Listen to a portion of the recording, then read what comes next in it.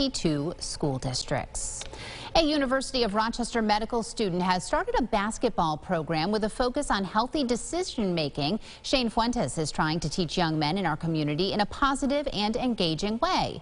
Allie Peters introduces us to him and the program he's created called Crossovers and Conversation. Shane Fuentes had the idea to create crossovers and conversations after teaching high school basketball in Taiwan. When he got back to the U.S., he started receiving calls from the young men he'd been working with. Oftentimes they were health-related questions, as they knew I was going into the health field.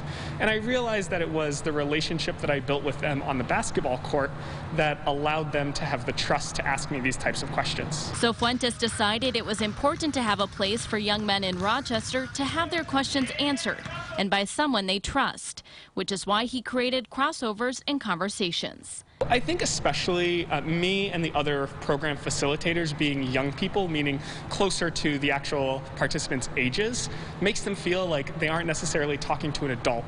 They're not talking to a teacher that is going to go and tell their parents the questions they were asking. The Positive Youth Development Program combines basketball skills with discussions about health and wellness, including topics like drug use, sex, and consent. For example, on the day that we talk about communication, we may be focusing on talking on defense on the basketball court. And then when we're in the classroom actually having the health discussion, the day's focus is consent and how communication is really important in your relationships. Fuentes says the program isn't about telling youth what they should or shouldn't be doing, but instead giving them the knowledge they need to make healthy decisions.